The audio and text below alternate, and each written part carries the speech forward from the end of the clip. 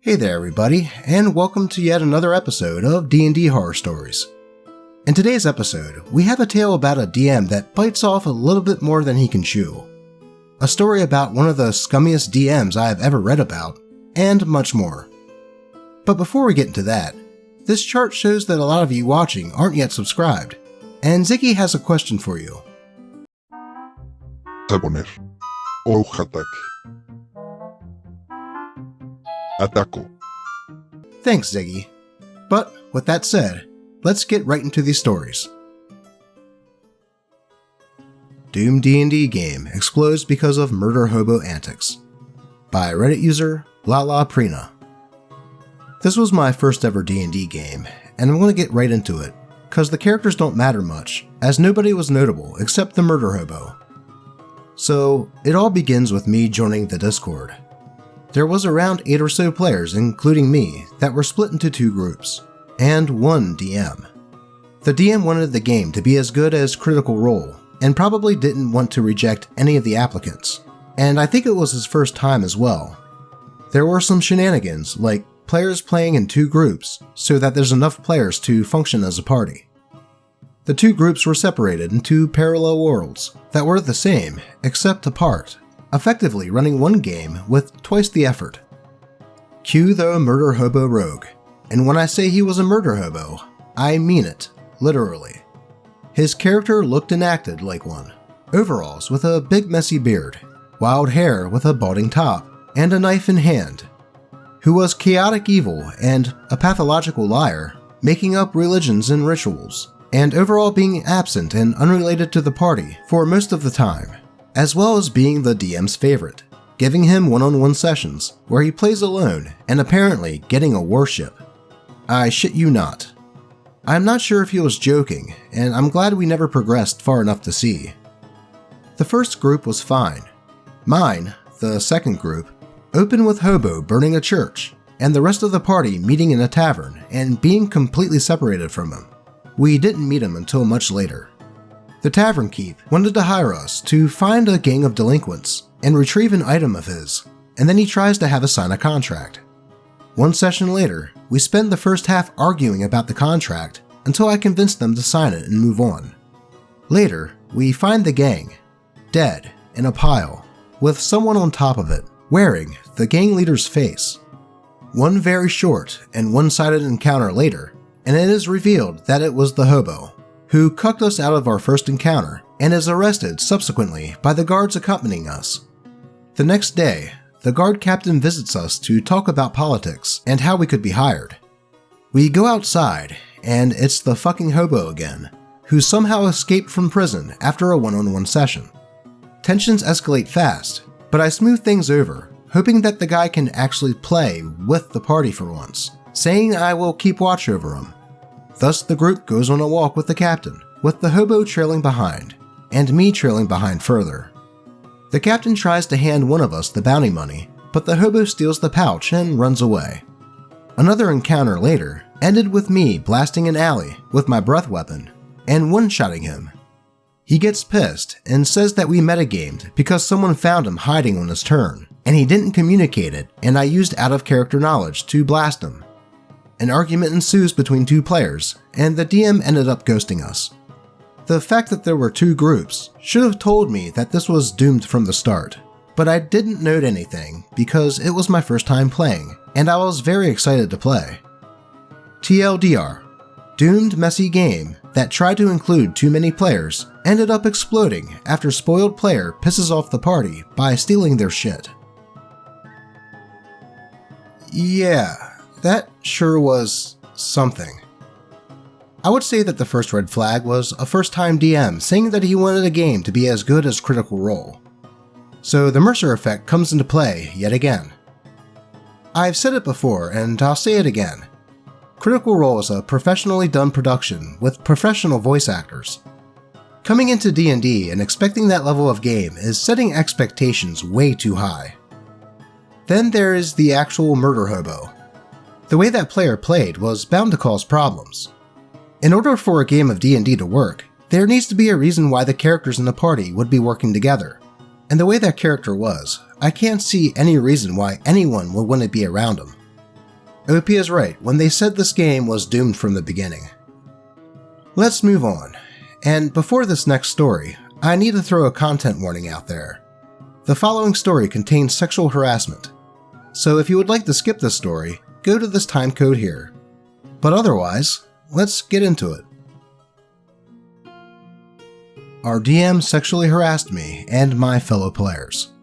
By Reddit user Pinkalink23. We had been playing with this DM for about a year now, and things were going well for the first few months. He was running the Sunless Citadel with some homebrew added.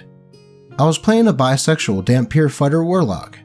I am known for making sexual innuendos in many of the games I play, but these are in character and I get consent from my fellow players. The DM introduces a DMPC that had a romantic interest in my character. I roleplayed into it as I didn't see the issue with it. In hindsight, this was the beginning of the end of a normal D&D 5e game. A few sessions later, he sent me, out of the blue, a picture of his penis. Dude, what the fuck? I didn't ask for it, and I definitely didn't consent to it. I was polite and told him that I wasn't into men in real life. I've never had to deal with this in my life, and I sort of froze and went along with it. Over the next 30 minutes, he sent very descriptive language on how he wanted to have sex with me. I just went along with it. After he blew his load and he told me, I felt dirty. Like super weird. I kept pacing up and down my hallway. I wanted to leave the campaign there and then, but I didn't want to let the other party members down. He continued to flirt with me in-game with his DMPC and out of the game over Discord DMs. He sent so many pictures of himself naked, and I felt gross the entire time. I am straight, but I think anyone would be uncomfortable in that situation. He wasn't a good DM either. We were pigeonholed into a Railway homebrew campaign that focused on the DMPCs and a disjointed storyline. After a few months, I lost player agency through homebrew items that linked me to my in-game boyfriend, aka the DMPC. After about 8 months of much of the same, I was talking with a fellow player when the DM didn't show up for a game. I found out that the DM tried to do the same thing to them, but they deflected his advances.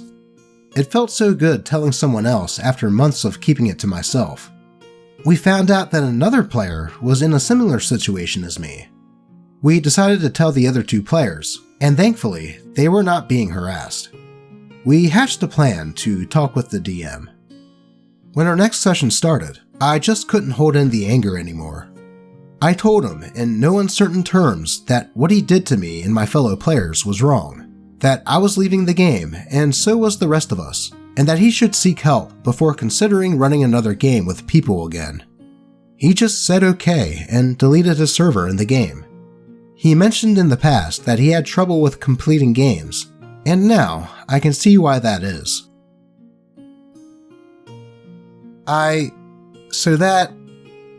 What? Okay, first of all, I think it should go without saying that nobody should ever send private photos like that to anyone unless asked for it first. Secondly, being polite after something like that happens is not the way to go. But I can understand some people are more timid about confrontation than others. Thirdly, I don't understand why the DM kept going after OP after he stated that he was straight. And some might ask why OP just kept going along with it, and I asked the same question to myself. But he later stated in the comments of the post that he didn't really know what to do. That the DM was persistent and OP didn't want to let the group down, which I don't really get myself, but I'm no psychologist. Though there is no question in my mind that this DM is a predator, and probably saw some sort of weakness that he could take advantage of. The DM probably thought that they could quote-unquote convert OP from straight to gay, which is a trend I've seen from certain people in the gay community before. And that type of thing just sickens me to my core. It's akin to trying to convert a gay person to straight, and the fact that he was doing it with another player as well just shows that this isn't uncommon from this asshole. If anyone watching this video ever experiences something like this, tell somebody about it right away and don't let it go on. Trust me, the other players would understand and wouldn't want to stay in a game with a piece of shit like this DM. And that goes with anything in life outside of tabletop RPGs as well. I think that we need some kitties after that one.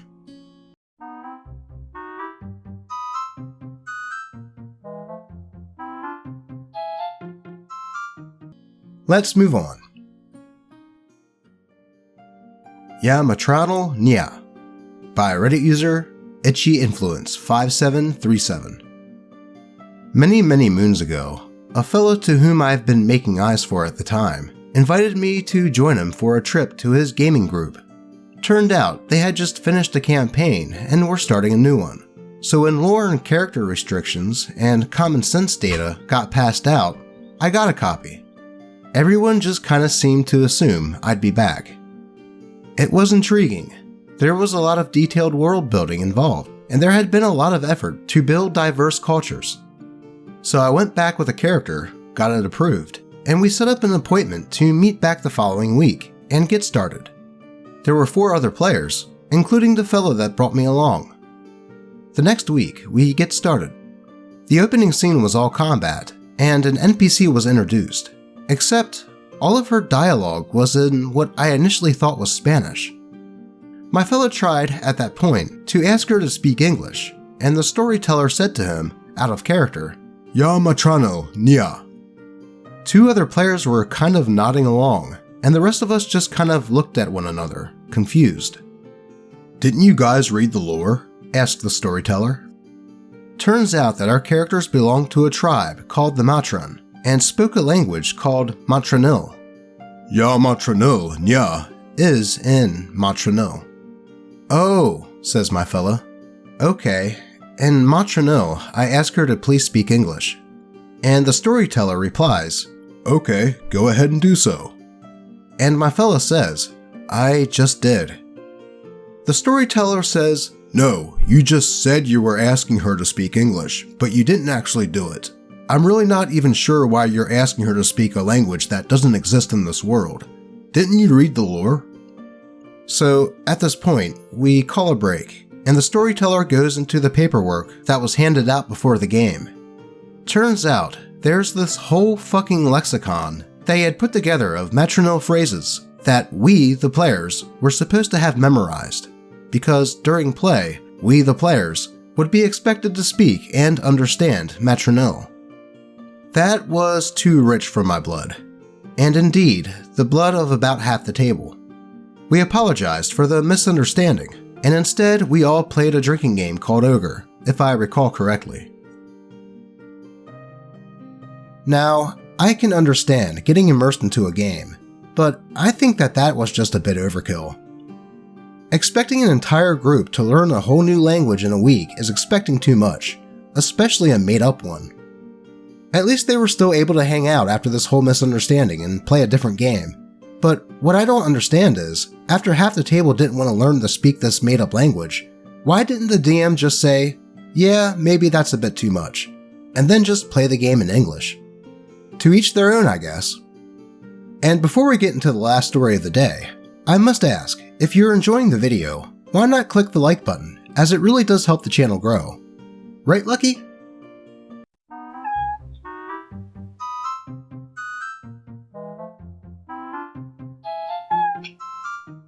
Thanks, Lucky. Remind me to give you a treat after the video. Anyways, let's get into it. Why Let Me Play This Class? By Reddit user Karentalysis. This is a story from a while ago, pre-pandemic. I just moved to a new area and was looking for a group. There were a few D&D players at the local game shop, and a couple of us had DM'd before. We agreed that we'd do one-shots to try to find a good fit for a campaign. It was my turn to be a player, and being a DM usually, I was conscious that the DM needed plenty of prep time, so I turned in my character 2 weeks before the game. He'd asked us to get them to him ASAP. I designed a Gloomstalker rogue. We were playing at level 6, and I'd heavily focused on skill monkey and scout rolls. I didn't even have extra attack. I had both the alert and observant feats, thieves' tools expertise, and I'd used my magic item picks on scrolls of enhance ability. The DM okayed the character, and I was looking forward to being a decent supporting role for the rest of my party. The day of the game comes, and the party is moving down a road with hedges to either side, with a little undergrowth, and breaks in the hedges to move in and out of the fields. Not perfect cover, but plenty for my character, so I offer to scout ahead to avoid getting ambushed. I'm 120 feet ahead of the party, and I say I'm staying alert for enemies or traps as I move. "Okay," the DM says. "Roll perception." I was a little confused, but obliged, and didn't find anything. I got a 23. I mentioned that my passive was 30, and the DM said, "Well, you said you were looking around, so that's an active check." For the rest of the session, I had to role play that I wasn't paying attention in order to get the benefit of my passive perception that I had specifically built the character for. Never mind, I thought. Some DMs play perception that way. I can cope. I moved another 20 feet along the road, and the DM called for a roll of initiative, then charged a bunch of giant boars past me and proceeded to attack the party. I pointed out that I had rolled a 30 on initiative, plus 11 and Gift of Alacrity from the wizard, and was told that I couldn't act because I was surprised. I again pointed out that I had a passive perception of 30, and these were stampeding boars, and added that my character was immune to surprise. At this point, the DM relented and let me have a turn in the first round, but only after the boars, who had somehow crossed the distance from a forest to the rest of the party in one turn and attacked. Alright, that sucked that my PC's role as a scout was ignored, but whatever. This was clearly a set-piece encounter. After that encounter, we arrived at our goal, some ruins that we were investigating. It was underground and dark in the dungeon, so I slipped ahead of the party again, scouting ahead, chalk ready to mark out junctions and pressure plates. As soon as I'm 100 feet away from the party, Roll initiative. I thought to myself, oh, perhaps I get to ambush something, or sneak back and report. No, immediately coming around the corner is a small group of enemies, homebrew goblins, and the DM declares that they attack me. Wait, I plead, how can they see me? I'm hiding in the darkness, and they don't have a torch.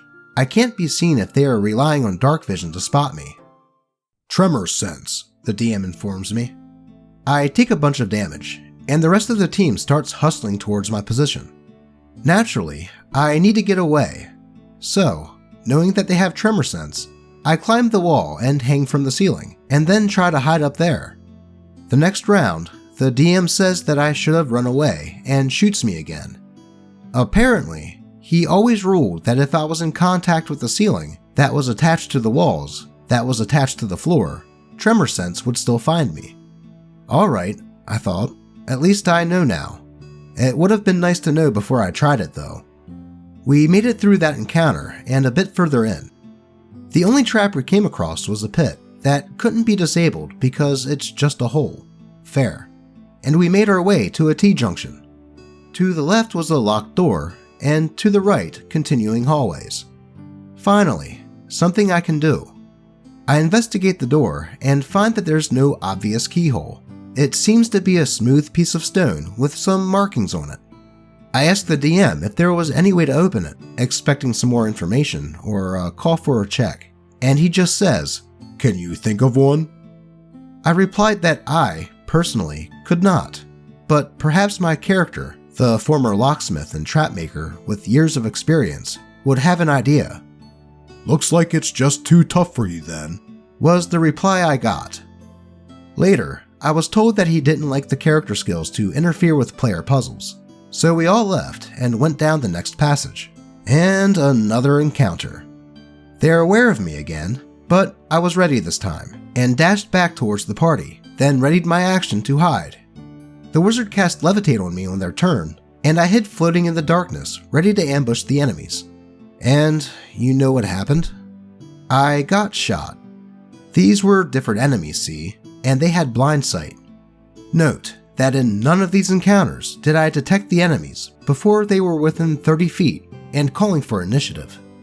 At this point, I just had to wonder, why allow my character in the game at all? Well, it certainly sounds like that DM didn't account for what OP's character would be able to accomplish, and instead of planning around it, just ignored what his character was good at in order to seemingly railroad the party. I mean, if you have a passive perception of 30, you shouldn't have to say that your character is keeping a lookout. I mean, a pack of boars is probably really easy to spot.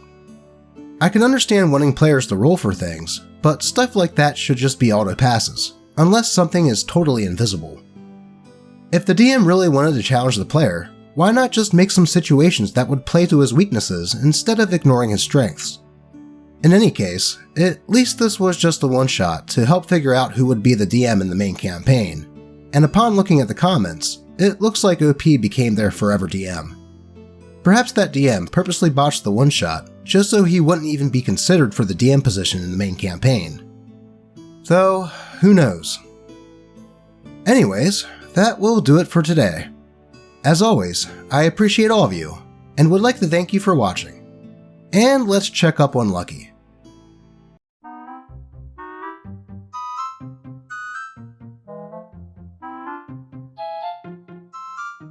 He really does like those things.